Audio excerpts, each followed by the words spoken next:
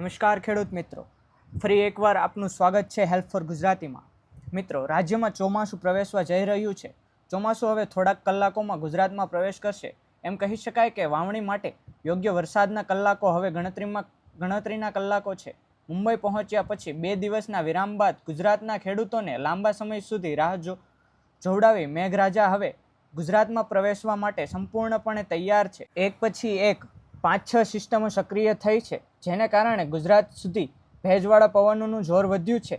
ઉત્તરમાં western disturbance, રાજસ્થાનમાં cyclonic circulation, મહારાષ્ટ્રમાં સાયક્લોનિક સર્ક્યુલેશન, બંગાળની ખાડીમાં બે સાયક્લોનિક સર્ક્યુલેશન સક્રિય છે, જેના કારણે ટ્રફ લાઇન બની રહી છે. સરળ શબ્દોમાં કહીએ તો ટ્રફ લાઇનનો અર્થ એ છે કે હવાના દબાણમાં પટ્ટા બની રહ્યા છે, જે વરસાદી પવનોને ખેંચી રહ્યા છે.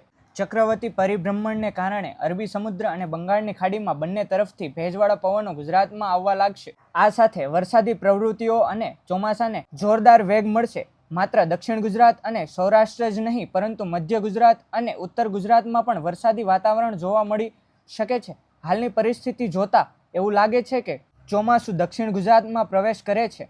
તે તીવ્રતા સાથે આગળ વધી શકે છે અને 1-2 દિવસમાં ગુજરાતના મોટાભાગના વિસ્તારોને આવરી શકે છે. કારણ કે માત્ર અરબી સમુદ્ર જ નહીં, પરંતુ બંગાળની ખાડીમાંથી આવતા ભેજવાળા પવનો પણ મધ્ય પ્રદેશથી આવી રહ્યા છે. વિવિધ હવામાન મોડેલો પર આધારિત આગાહી અનુસાર 20 જૂન સુધીમાં રાજ્યના મોટાભાગના વિસ્તારોમાં વરસાદી સ્થિતિ રહેશે. માત્ર હળવો જ નહીં, પણ ભારેથી અતિભારે વરસાદ પડી શકે છે.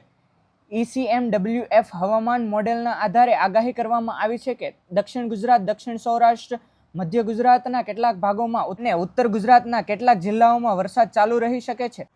જો તમને વિડીયો સારો લાગ્યો હોય તો વિડીયોને લાઇક અને ચેનલને સબસ્ક્રાઇબ કરવાનું ભૂલશો નહીં. Thank you.